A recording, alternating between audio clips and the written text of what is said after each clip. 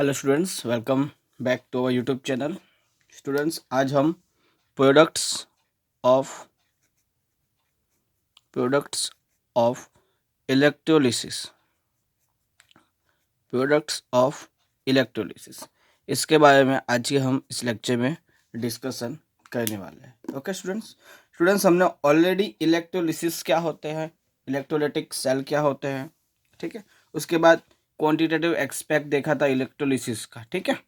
इन सब के बारे में हम ऑलरेडी हमारे आगे के लेक्चर में, हमारे जो प्रीवियस लेक्चर थे उसमें हमने डिस्कशन कर दिया था। आज के इस लेक्चर में हम देखने वाले हैं कि प्रोडक्ट ऑफ इलेक्ट्रोलिसिस, मतलब कि इलेक्ट्रोलिसिस प्रोसेस करने के बाद मैंने इतना तो बता दिया कि एनोड से कैथोड की ओर हमारे प्योर कॉपर जाने वाला है, ऐसा कुछ मैंने आपको बता दिया था, ठीक है।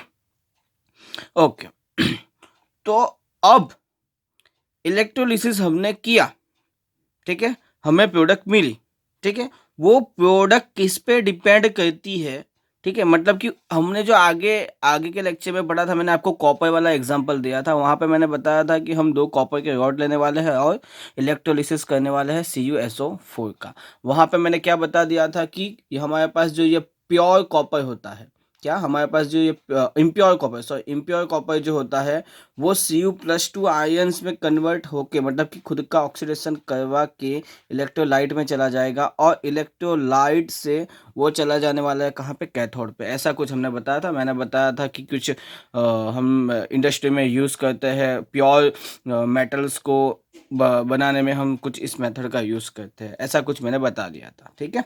आज के इस लेक्चर में हम बात करने वाले हैं कि जब हमने एक एक्टिव मेटल ना लेके, ठीक है, मतलब कि एक्टिव इलेक्ट्रोड ना लेके हमने इनर्ट इलेक्ट्रोलाइट लिया होता है तो क्या होने वाला है, ठीक है। एक्टिव इलेक्ट्रोलाइट लेते हैं तब भी क्या होता है, उसके बारे में भी डिस्कशन करने वाला है। इन शॉर्ट पूरा कौन सी प्रोडक्ट इलेक्ट्रोलिसिस करने के बाद हमें देखने को मिलती है, उसके बारे में डिटेल डिस्कशन हमें यहाँ पे करना है, ठीक है स्टूडेंट्स।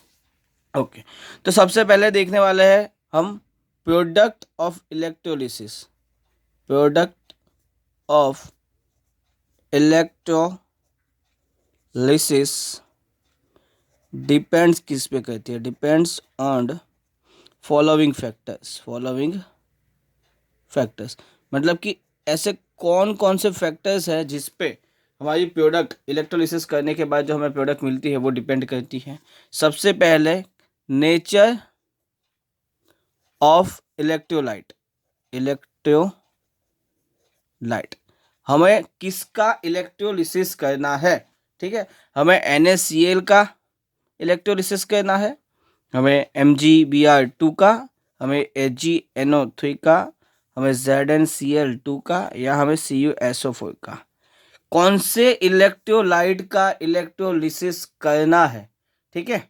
कौन से इलेक्ट्रोलाइट का हमें इलेक्ट्रोलिसिस करना है, मतलब कि इन सभी के नेचर पे आपकी प्रोडक्ट डिपेंड करने वाली है कि NaCl का नेचर कैसा है, MgBr2 का नेचर कैसा है, ठीक है। तो ये जो हमारे इलेक्ट्रोलाइट है उनके नेचर पे हमारी प्रोडक्ट डिपेंड करने वाली है। सेकंड, नेचर ऑफ इलेक्ट्रोड, ठीक है। मतलब कि इलेक्ट्रोलिसिस प्रोसेस के वक्त आपने जो 2 इलेक्ट्रोड यूज किए हैं, ठीक है। इलेक्ट्रोलिसिस मतलब कि इलेक्ट्रोलाइटिक सेल में आपने जो 2 इलेक्ट्रोड यहाँ पे यूज किए हैं इलेक्ट्रोलाइटिक सेल में, उस पर डिपेंड करने वाला है। मान लो आपने एक एक्टिव मेटल लिया है, ठीक है, हैज अ इलेक्ट्रोड। आपने एक एक्टिव इलेक्ट्रोड या मान लो एक्टिव मेटल या मान लो एक्टिव इलेक्ट्रोड लिया है, ठीक है। एक्टिव इलेक्ट्रोड का मतलब क्या है, which electrodes which participate in reaction, ऐसे इलेक्ट्रोड को आप चूज करते हो जो हमारी इलेक्ट्रोलाइट पे होने वाली रिएक्शन में क्या करता है, पार्टिसिपेट करता है, ठीक है। तो उस केस में हमारा प्रोडक्ट क्या होगी, वो एग्जाम्पल के तौर पे आप ले लो, आपने एक्टिव इलेक्ट्रोड के तौर पे आपने किसी एक मेटल के इलेक्ट्रोड को ले लिया, आपने सिल्वर ले लिया, कॉपर ले लिया, Fe ले लिया, ठीक है। उसी तरीके से आपने एक्टिव इलेक्ट्रोड, उसके बाद हमारे पास होते हैं inert electrode, inert electrode, inert electrode. Inert electrodes are those who do not participate, do not participate in reaction, do not participate in reaction. ये कैसे इलेक्ट्रोड्स है जो रिएक्शन में पार्टिसिपेट नहीं करते? एग्जाम्पल के तौर पे हमें चाहिए तो प्लेटिनम ले ले, हम ग्रेफाइट ले सकते हैं, हमें अगर लेना है तो हम गोल्ड भी ले सकते हैं, ठीक है। ये सब क्या है, हमारे ऐसे इलेक्ट्रोड्स है जो रिएक्शन में पार्टिसिपेट नहीं करते, जो रिएक्शन में पार्टिसिपेट नहीं करते। तो मैंने क्या बताया कि हमारी जो प्रोडक्ट है इलेक्ट्रोलिसिस की, इलेक्ट्रोलाइटिक सेल में इलेक्ट्रोलिसिस प्रोसेस होगा, उसके बाद जो प्रोडक्ट मिलती है वो हमारे नेचर ऑफ इलेक्ट्रोलाइट, मतलब कि किसका इलेक्ट्रोलिसिस करना है उस पर डिपेंड करती है। उसके बाद हमने कौन से इलेक्ट्रोड यूज़ किए हैं, ठीक है। अगर आपने एक्टिव इलेक्ट्रोड को यूज़ किया है तो वो क्या करने वाले हैं, वो हमारी रिएक्शन में पार्टिसिपेट करने वाले हैं। वो क्या करेगा, हमारी रिएक्शन में पार्टिसिपेट करने वाले हैं। इस वजह से जो हमें प्रोडक्ट मिलेगी वो अलग होगी, वो क्या होगी, वो डिफरेंट होने वाली है। और जब हम इनर्ट इलेक्ट्रोलाइट यूज़ करते हैं, ठीक है, इनर्ट इलेक्ट्रोलाइट यूज़ करते हैं, तब इनर्ट इलेक्ट्रोलाइट यूज़ करते हैं तब क्या होगा, जो प्रोडक्ट मिलने वाली है वो क्या होने वाली है, डिफरेंट होने वाली है। मतलब कि जो इनर्ट इलेक्ट्रोलाइट होते हैं वो हमारे क्या कर नहीं करने वाले, रिएक्शन में पार्टिसिपेट नहीं करेंगे। तो मेरा कहने का मतलब इतना ही है कि अगर मैं किसी सेम इलेक्ट्रोलाइट का इलेक्ट्रोलिसिस करवाता हूँ, लेकिन फर्स्ट केस नंबर 1 में मैं has a anode active electrode को यूज़ करूँ, ऐसे इलेक्ट्रोड को यूज़ करता हूँ जो एक्टिव हो, जो रिएक्शन में पार्टिसिपेट करता हो, तब जो मुझे प्रोडक्ट मिलेगी। और केस नंबर 2 जब मैं इनर्ट इलेक्ट्रोलाइट यूज़ करूँगा, उस टाइम जो मुझे प्रोडक्ट मिलेगी, दोनों में प्रोडक्ट जो मिलने वाली है वो डिफरेंस होगी। दोनों में जो प्रोडक्ट मिली है उनमें हमें क्या मिलने वाला है, तो डिफरेंस मिलने वाला है। हमने इलेक्ट्रोलिसिस तो सेम इलेक्ट्रोलाइट क्या किया, सिर्फ हमने देखा क्या, हमने इलेक्ट्रोड डिफरेंस लिया। केस नंबर 1 में मैंने एक्टिव इलेक्ट्रोड ले लिया और केस नंबर 2 में मैंने इनर्ट इलेक्ट्रोलाइट ले दिया। केस नंबर 1 में जो हमें प्रोडक्ट मिलती है उसको मैं प्रोडक्ट ए कहता हूँ, और केस नंबर 2 में जो मुझे प्रोडक्ट मिलती है उसको मैं प्रोडक्ट बी कहने वाला हूँ। और यहाँ पे प्रोडक्ट ए और प्रोडक्ट बी जो है वो दोनों क्या होती है, डिफरेंट होती है। क्यों डिफरेंट होती है, क्या होता क्या है, उसके बारे में इसी लेक्चर के लास्ट में मैं CuSO4 वाले एग्जाम्पल से आपको समझाने वाला हूँ एक्चुअली में होता क्या है, ठीक है। थर्ड फैक्टर जो डिपेंड करता है वो है हमारा standard electrode potential, standard electrode potential of reducing and oxidizing species, reducing and oxidizing species, ठीक है। थर्ड फैक्टर कौन सा है, तो standard electrode potential of reducing and oxidising species. तो इन शॉर्ट इतना मान लो कि स्टैंडर्ड इलेक्ट्रोड पोटेंशियल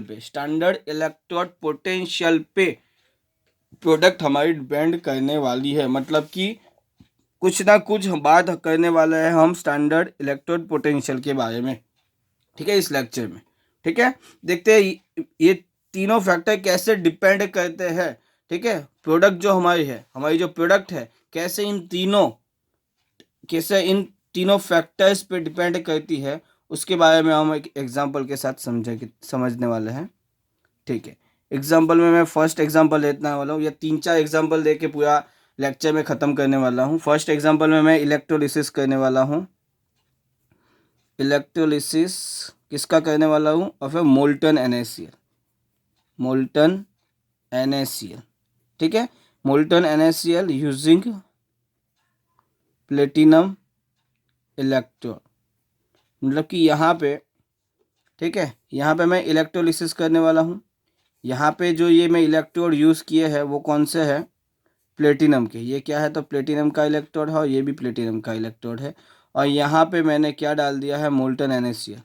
यहाँ पे क्या डाल दिया है, तो मोल्टन NaCl मैंने यहाँ पे डाल दिया है।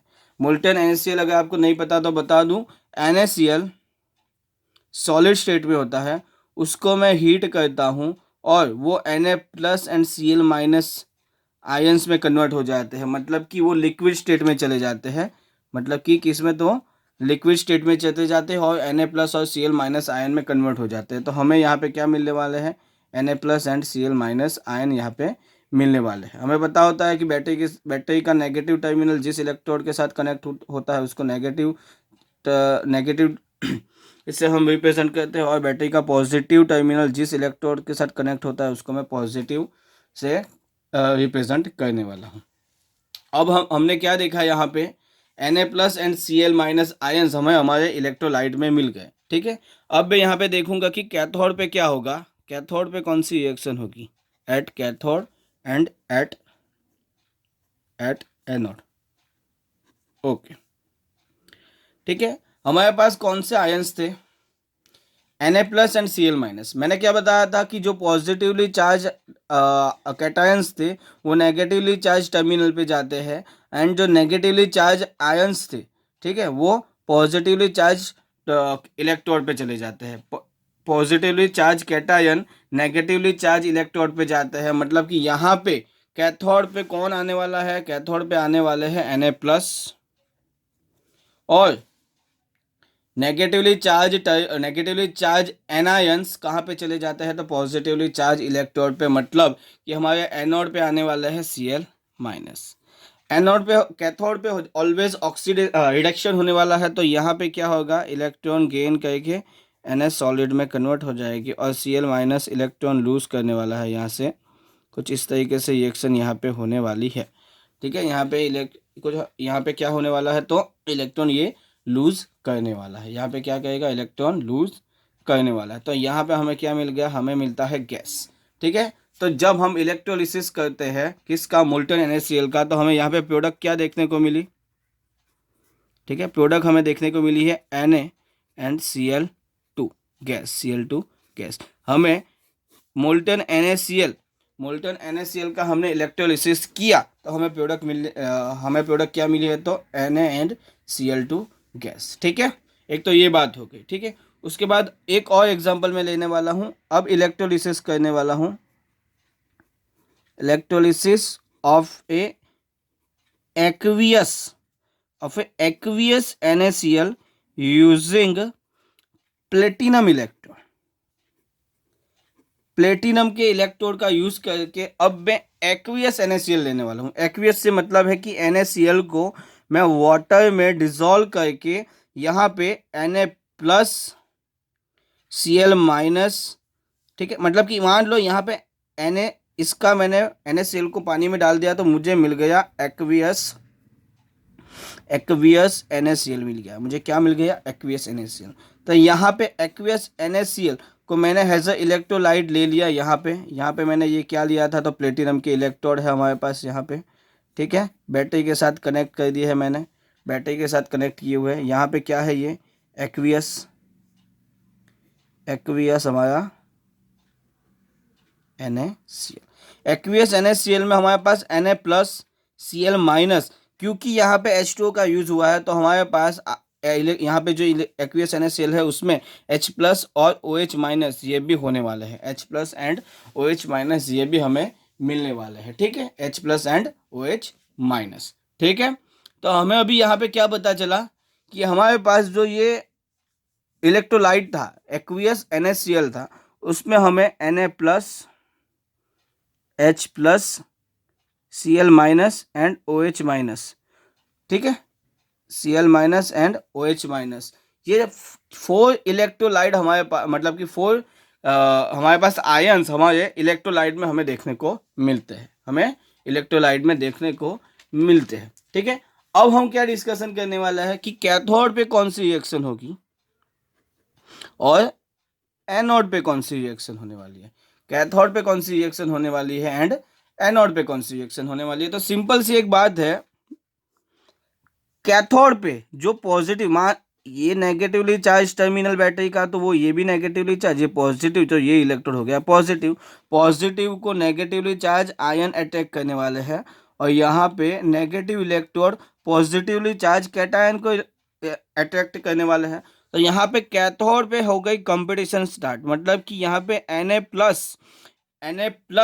एंड H+ का हम रिडक्शन करवा सकते हैं कैथोड पे, और एनोड पे हमारे पास है Cl minus and OH minus, Cl minus and OH minus, इन दोनों का हम क्या करवा सकते हैं, ऑक्सीडेशन करवा सकते हैं। तो कहने का मतलब क्या है, यहाँ पे अब क्या हो जाएगा, कंपटीशन स्टार्ट हो जाएगी कि कैथोड पे ये एक रिएक्शन भी पॉसिबल हो सकती है कि Na plus ion electron gain करके सोडियम में कन्वर्ट हो गए and H plus ion electron gain करके यहाँ पे 1/2 H2 मतलब कि H2 गैस में कन्वर्ट हो सकते हैं।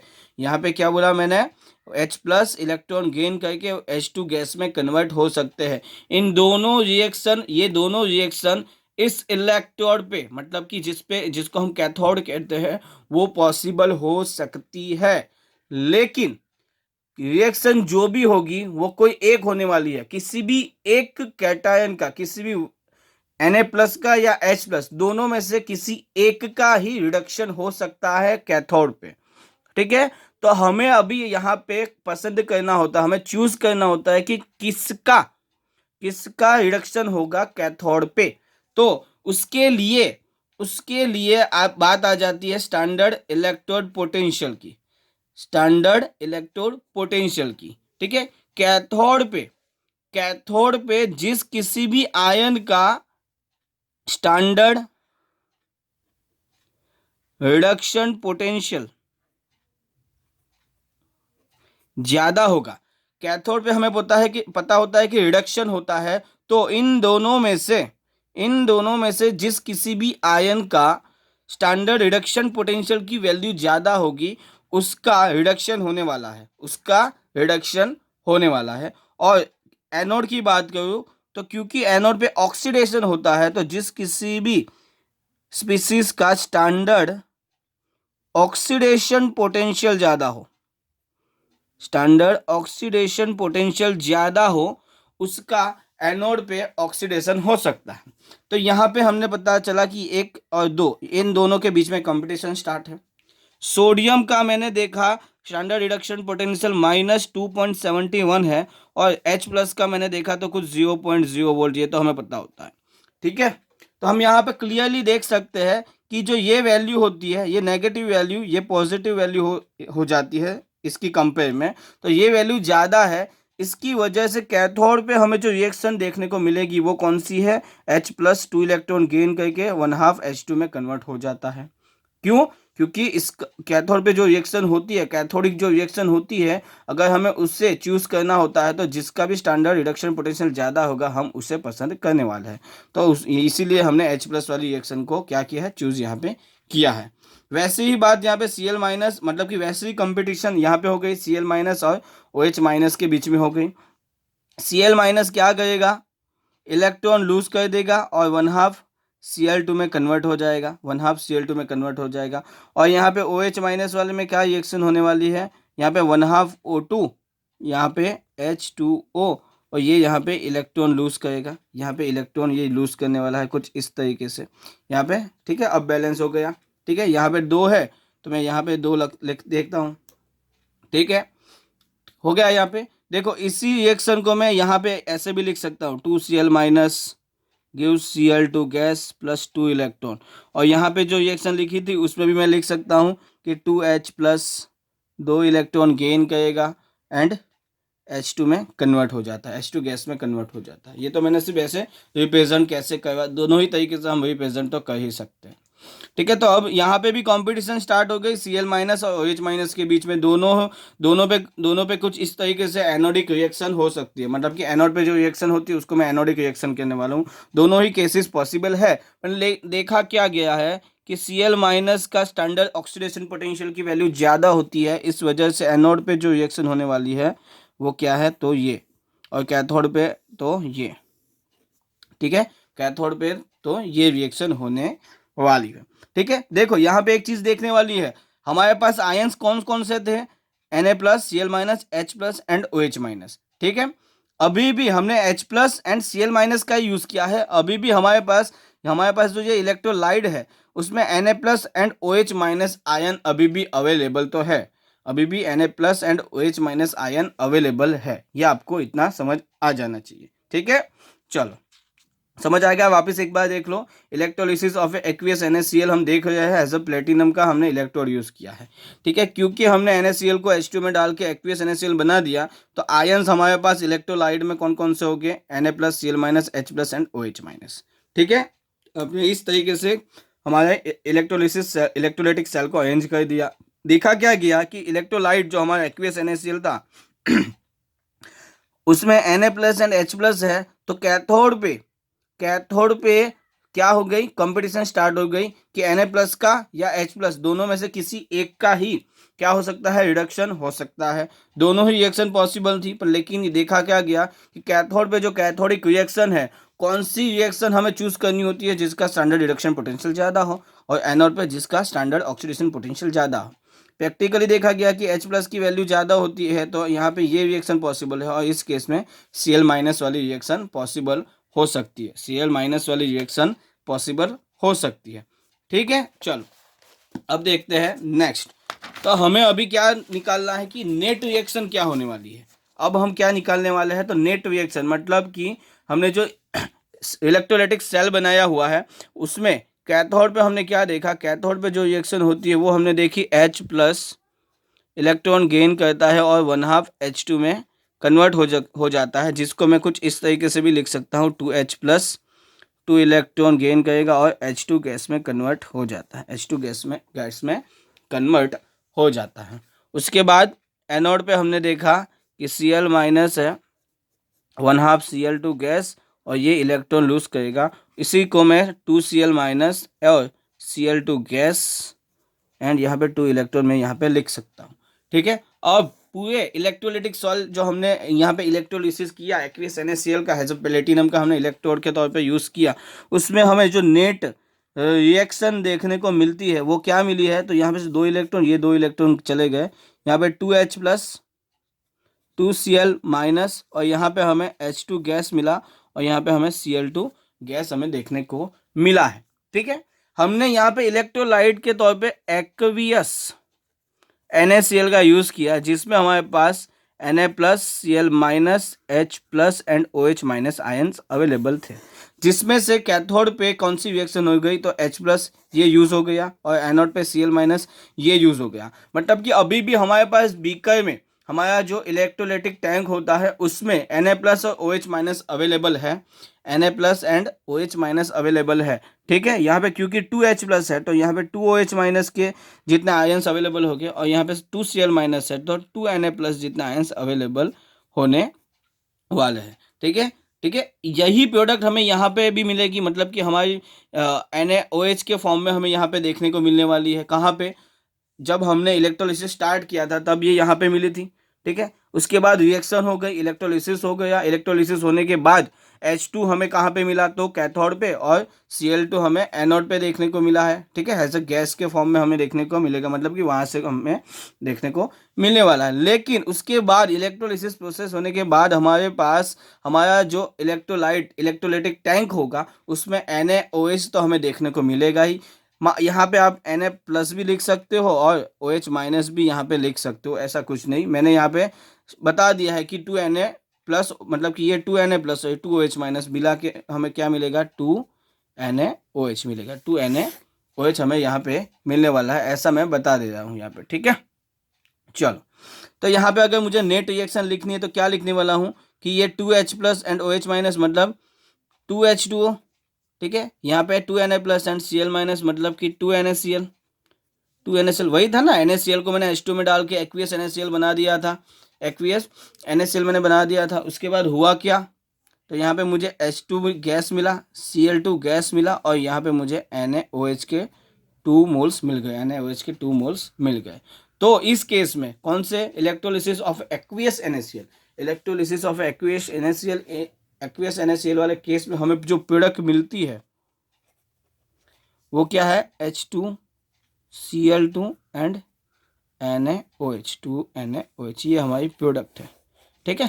प्रोडक्ट हमारी ये है, मतलब कि ये पूरा जो डिस्कशन हुआ उसमें मैं क्या बताना चाहता था कि हमारी जो प्रोडक्ट थी वो किस पे डिपेंड करती थी, तो हमारे कैथोड पे जो भी रिएक्शन होती है उसके स्टैंडर्ड रिडक्शन पोटेंशियल पे एंड एनोड पे जो रिएक्शन होती है उसके स्टैंडर्ड ऑक्सीडेशन पोटेंशियल पे डिपेंड करती है, स्टैंडर्ड ऑक्सीडेशन पोटेंशियल पे डिपेंड करती है। ये मैं ये जो पूरा डिस्कशन किया था उसमें मैं बताना चाहता हूँ, ठीक है।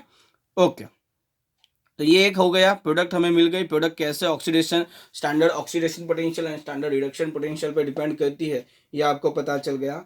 ओके, अब मैंने जो सेकंड फैक्टर बताया था, ठीक है ना, मैंने सेकंड फैक्टर में क्या बताया था आपको कि आप अगर सिर्फ मैं ऐसा चाहूं कि सेम इलेक्ट्रोलाइट का, मैंने फर्स्ट वाले केस में क्या लिखा था, सॉरी सेकंड जो मैंने डिस्कशन किया था हमारा नेचर ऑफ इलेक्ट्रोड, उस पर मैंने क्या बताया था लास्ट, कि अगर किसी सेम इलेक्ट्रोलाइट का मैं इलेक्ट्रोलिसिस करवाना चाहूं, लेकिन मैं एक फॉर केस नंबर 1 में हैज अ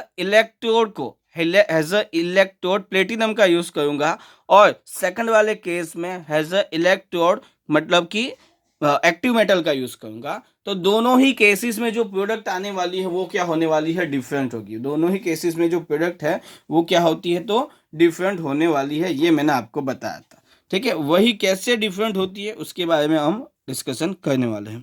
थर्ड हम देखने वाले हैं इलेक्ट्रोलिसिस।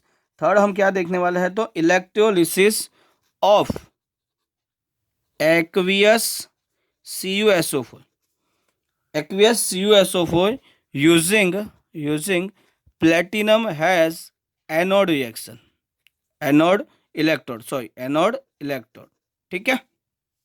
हम CuSO4 का aqueous CuSO4 ना, तो CuSO4 को हमने क्या किया था, पानी में डाल के क्या कर दिया था, डिसॉल्व कर दिया था, और aqueous CuSO4 बना दिया था। तो इस केस में हमारे पास aqueous CuSO4 में Cu+2 ion, SO4-2 ion available है, और यहाँ पे इसका भी आयोनाइजेशन हो गया होगा, और H+ एंड OH- आयन हमारे पास अवेलेबल है, ठीक है। अब हम क्या देखने वाले हैं कि कैथोड पे रिएक्शन हो गया, क्या कैथोड पे हमें क्या प्रोडक्ट मिलेगी, और एनोड पे हमें क्या प्रोडक्ट मिलने वाली है, ठीक है।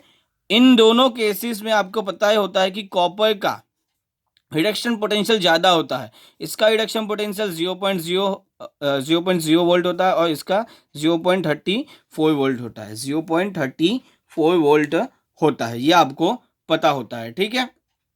तो इसी वजह से इन दोनों में से कैथोड पे रिडक्शन किसका होगा, तो Cu+2 का होगा। तो Cu+2 2 इलेक्ट्रॉन गेन करके यहाँ पे CO में कन्वर्ट हो जाने वाला है, CO में कन्वर्ट हो जाने वाले हैं केस नंबर 1 में। ये हमारा है केस नंबर 1, जब हमने प्लेटिनम को एज एनोड इलेक्ट्रोड के तौर पे यूज़ किया है। अब देखने वाले हैं एनोड पे।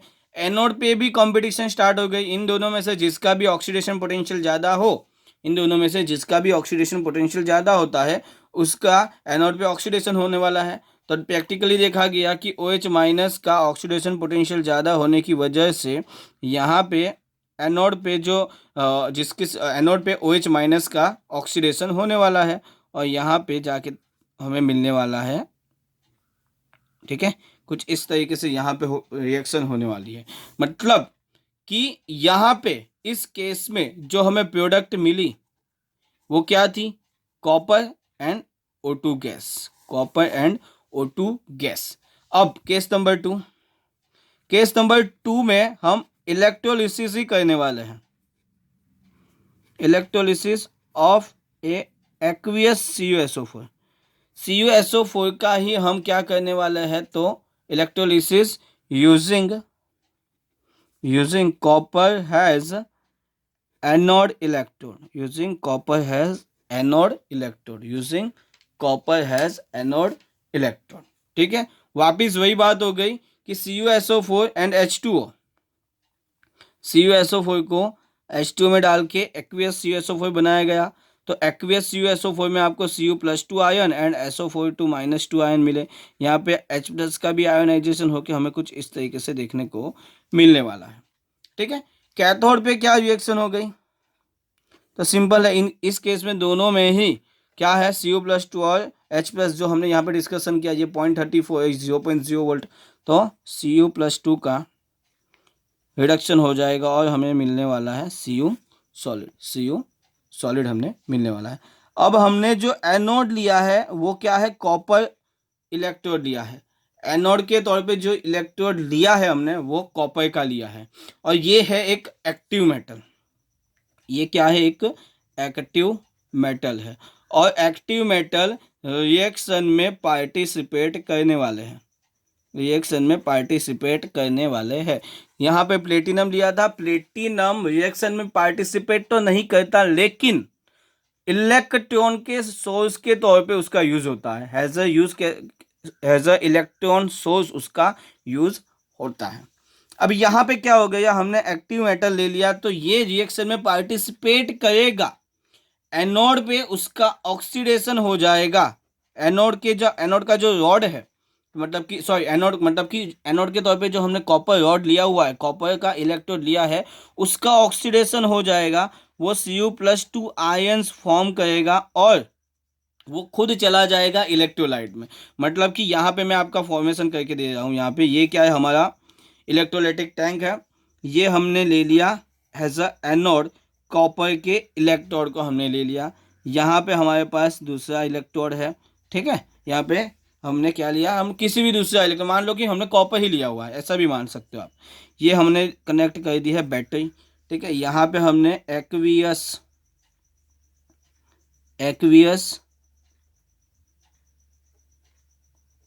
CuSO4 भरा हुआ है, ठीक है। एक्वियस CuSO4 हमने भरा हुआ है।